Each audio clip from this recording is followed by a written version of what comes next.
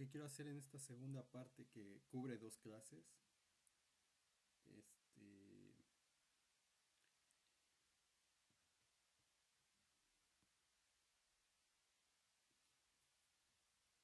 es mencionar que nosotros cuando vimos,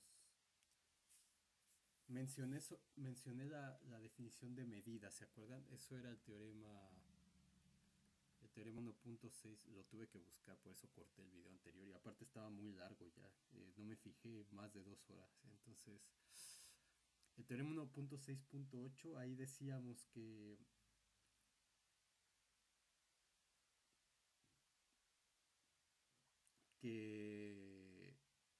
la medida de Jacobi justamente era una medida. Y faltaba por demostrar, ¿se acuerdan? El P2 y las propiedades P2 y la propiedad mu2.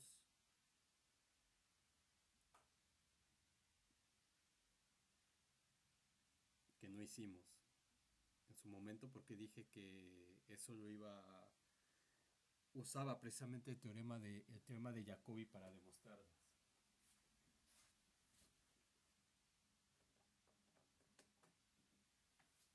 Entonces, justamente lo que quiero hacer es simplemente mencionar, o sea, cómo se haría. Ya es cuestión de que ustedes vayan a la parte correspondiente, vean el teorema y lo que dice. Entonces vamos a poner un corolario. Corolario 2.41, que sería el primero. Si tengo una transformación T que va de Rn a Rn, que sea una traslación,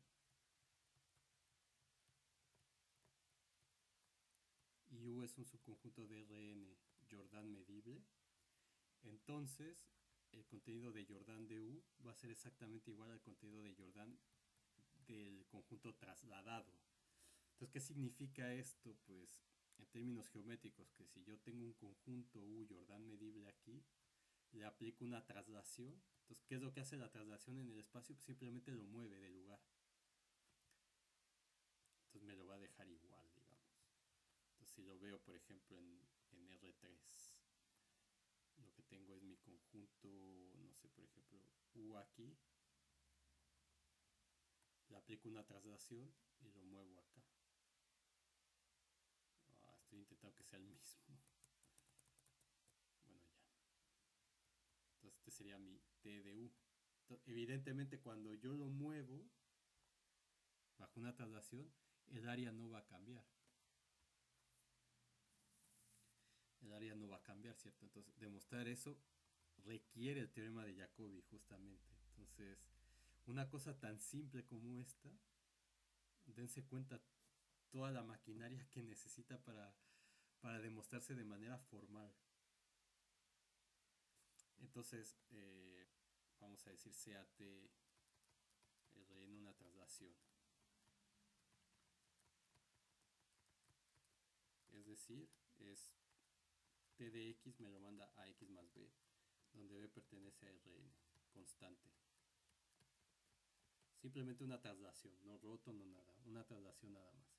Entonces, ¿qué es lo que tengo en general? Que este es un vector en Rn, es decir, componentes x1 hasta xn, es igual a x1 más b1 hasta xn más bn. Esa es mi traslación. Entonces, ¿qué tenemos? Que si U unión la frontera de U está contenido en Rn, T es 1 a 1 en el interior de U. Entonces T es de clase C1 en Rn, como podemos ver. De hecho es clase C infinito, donde nuestro omega en este caso sería todo el Rn, un conjunto abierto. Entonces de lo que aprendimos en cálculo 1, calculamos la jacobiana de esto. Entonces lo que queremos hacer es aplicar el teorema anterior, entonces tenemos que ver que esto es distinto de 0. Entonces esto es las componentes T1 hasta Tn con respecto de las coordenadas x1 hasta xn. Entonces esto, acuérdense que es un vector en Rn, entonces esto son las componentes T1 hasta la componente Tn de esto. Entonces la componente T1 pues es x1 más b1, etc.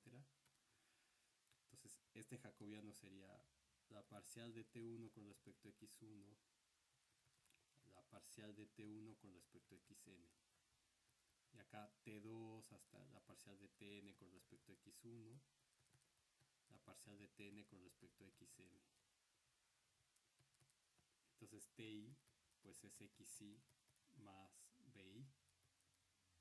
Bueno, estoy poniendo índices arriba, pero sabemos que es lo mismo en este caso. Entonces la derivada de esto con respecto de Ti con respecto a xi pues es 1. Entonces esto me va a quedar 1, 0, 0, 0, 1, 0, 0, 0, 1, 0, 0, 0, 0, 1. Entonces el determinante este que tiene diagonal 1 pues es 1, es distinto de 0 para todo x que pertenece al interior de U.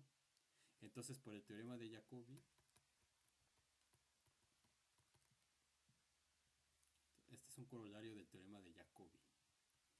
Entonces por el teorema de Jacobi lo que tenemos es que, o sea, digamos formalmente todo esto que vimos aquí iría antes del teorema de Jacobi, luego iría el teorema de Jacobi, se pondría demostración, primera parte es por el teorema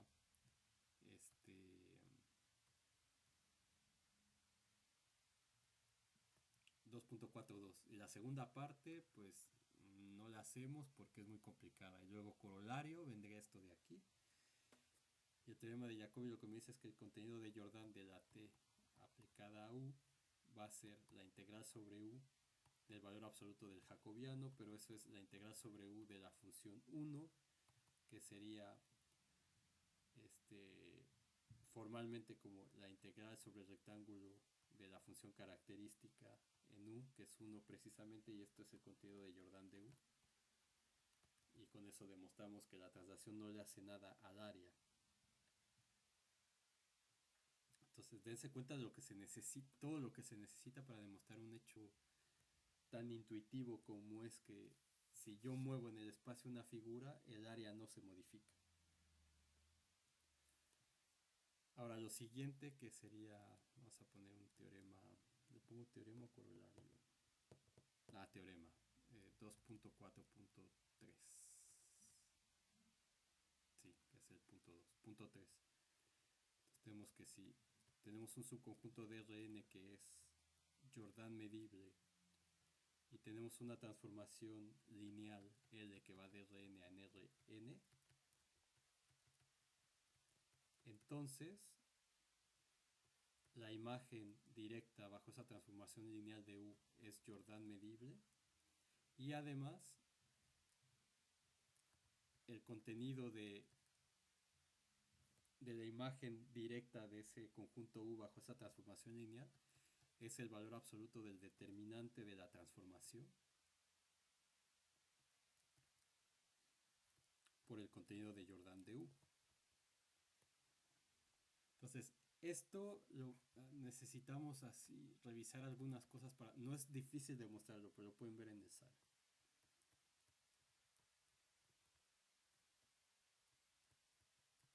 En esa sección donde está todo lo anterior que hemos visto. Entonces, bueno, y aquí sería la matriz asociada a la transformación lineal, que sería L, perdón.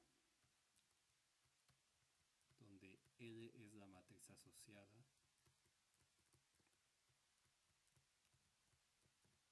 a L. Entonces la demostración de esto es trivial, pero hay que ver alguna cosa y que ya no quiero perder tiempo en esto ya para cerrar. Pero lo pueden revisar aquí y tendrían que ser capaces de entenderlo en principio. Entonces lo que dice es que lo que vamos a ver ahora es que el contenido de Jordan es invariante bajo transformaciones ortogonales. Entonces, ¿cuáles son? Voy a recordar un poquito cuáles son las transformaciones ortogonales. Eso lo vieron en álgebra, en geometría analítica, perdón, y en álgebra lineal. Entonces, transformación ortogonal. Entonces, una transformación ortogonal es un endomorfismo que conserva el producto escalar. Entonces, es un endomorfismo. ¿Qué es un endomorfismo? Perdón, lo estoy poniendo ahí. Es una función que va de un espacio al mismo espacio, perdón, al mismo espacio, de un espacio vectorial B a un espacio vectorial B lineal. Entonces, una función de Rn en Rn, una función de Rm en Rm, una función de C2 a C2, una función de Rnr, una función de las funciones continuas a las funciones continuas, etcétera, que sea lineal. Entonces, eso es un endomorfismo. Entonces, una transformación ortogonal es un endomorfismo que conserva el producto escalar.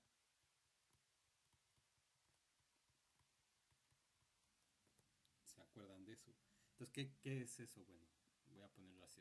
Es una función de B en B lineal, tal que el producto escalar aquí es lo mismo que el producto es, perdón, el producto escalar aquí es lo mismo que el producto escalar aquí. ¿Sí? Entonces, si cumple con esto, es una transformación ortogonal. Y de hecho de aquí, o sea, de aquí lo que hacen es, o sea, si tengo, por ejemplo, una función lineal que va de Rn en Rn tal que L de x es igual a A por x, donde A es una matriz, o sea, la representación matricial de esto sería esto, para x que pertenece a Rn. Entonces, A es una matriz ortogonal. Entonces, ¿qué es una matriz ortogonal? Demostraron que era el conjunto de matrices de n por n tales que su producto era igual a la identidad. Eso era una matriz ortogonal. Entonces, en otras palabras, perdón, porque le puse A. Sí, ese conjunto de matrices B en n por n tales que... Wow, déjenme ponerle aquí.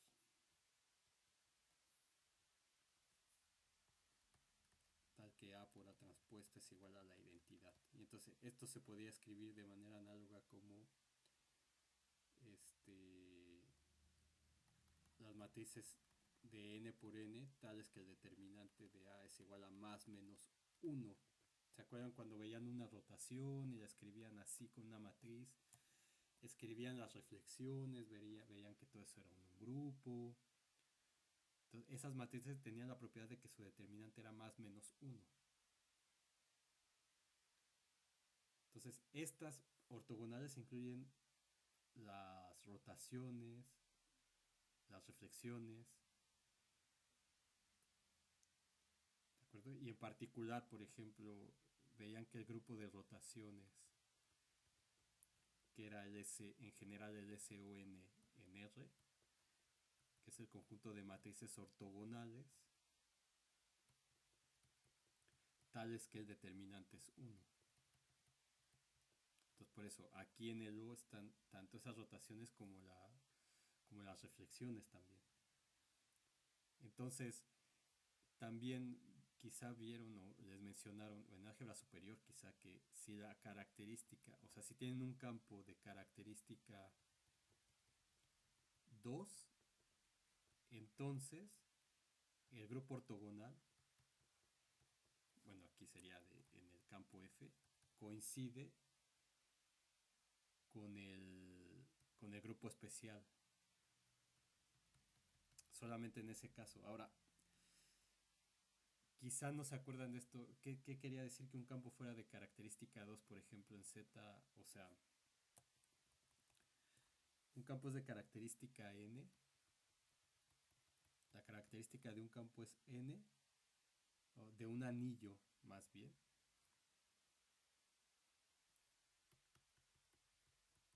Un anillo de característica n. Si pueden tener algo así como... déjenle pongo mejor. Voy a cambiarle la letra porque no es un campo, ahorita que lo estoy pensando, es un anillo. Entonces, regularmente en álgebra superior o en teoría de grupos lo ponen con una R de ring. Anillo. Entonces, la característica de un anillo se define como el número de veces que sumo 1 para que me dé 0.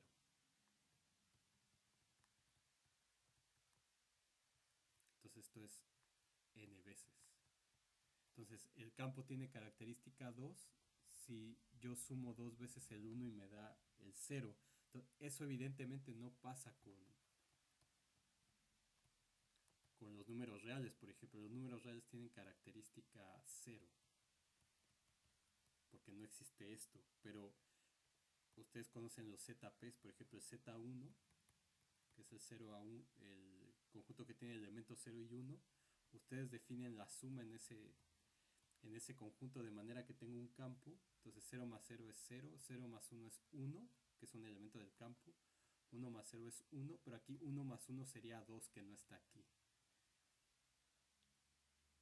Entonces para que sea un anillo, digo campo y anillo, pero no es lo mismo evidentemente. Entonces para que sea un elemento del anillo, tiene que ser 0 o 1.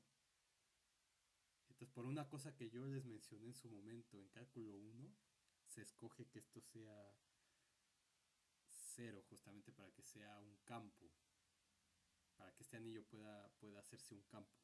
Entonces con este yo veo que si hago 1 más 1, eso me da el 0. Entonces ¿cuántos tengo aquí? Tengo 2. Entonces la característica de Z1, por ejemplo, es 2. Entonces da la casualidad que aquí para Z1 el campo, el grupo de transformaciones ortogonales o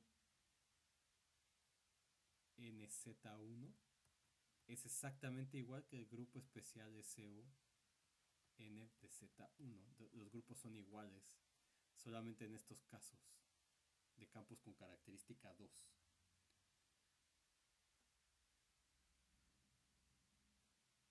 ¿Sí? Bueno, en fin, son cosas que les voy diciendo ahí por si se interesan y vayan e investiguen si es que les gusta esto. Si no, no sé qué están haciendo estudiando estas cosas, pero bueno.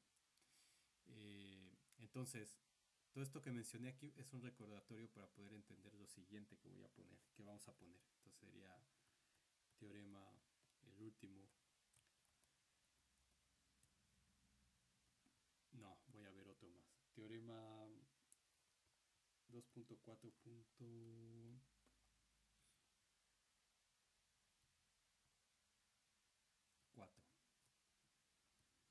Entonces, vamos a ponerlo así, el contenido de Jordan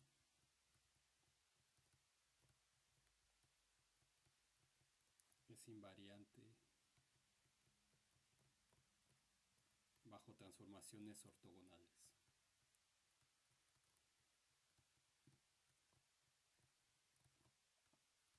Entonces la demostración de esto va a ser usando el teorema anterior.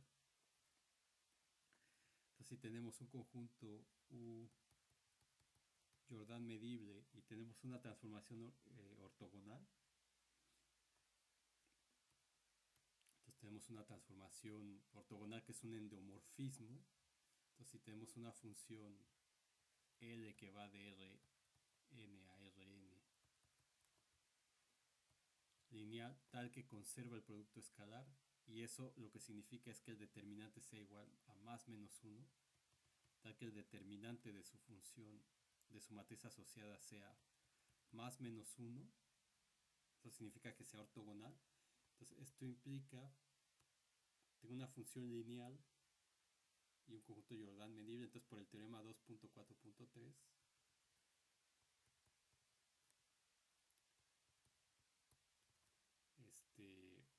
L de U es Jordan medible, y además tenemos que el J de L de U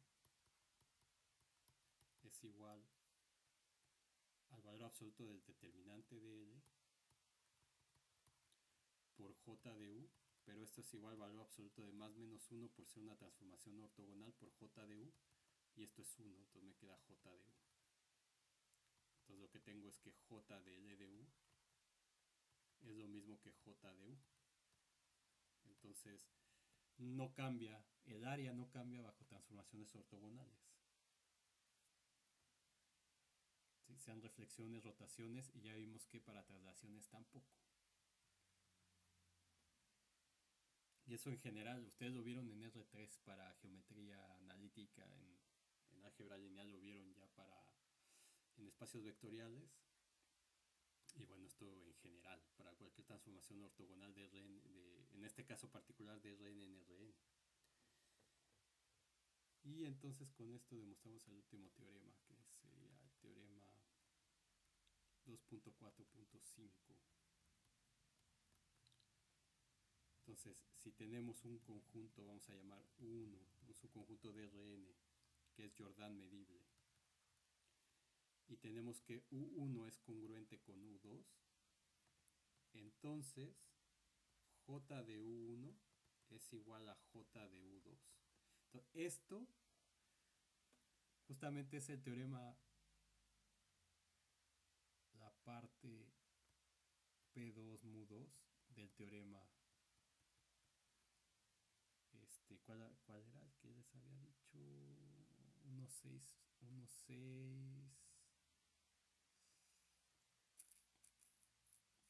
¿Dónde lo mencioné? Aquí.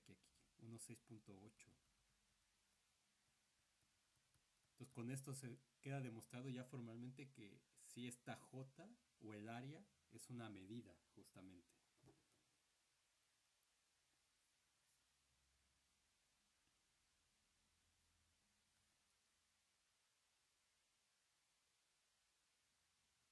Es una medida. Perdón, estaba viendo un mensaje ahí.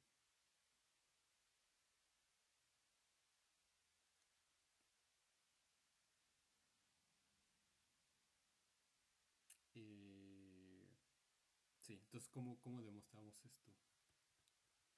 Simplemente hay que recordar cómo se define que un conjunto sea congruente con otro. Entonces, un conjunto es congruente a otro, ¿se acuerdan de la geometría? Si, por ejemplo, U1 es congruente a U2, si U1 se puede mapear a U2 mediante una transformación ortogonal. Entonces, recordar que U1 es congruente con U2 si U1 se puede mapear en U2 mediante una transformación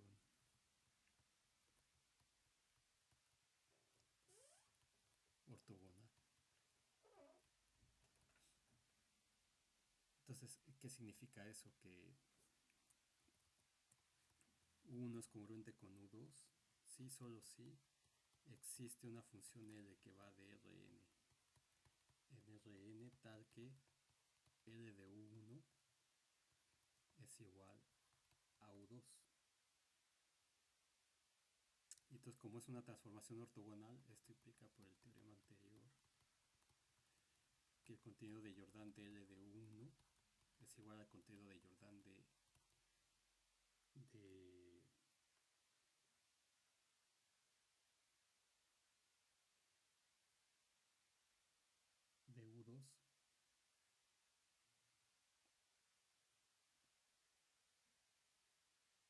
pero este de aquí es el contenido de Jordan de U1. Entonces lo que tenemos es que J de U1 es J de U2.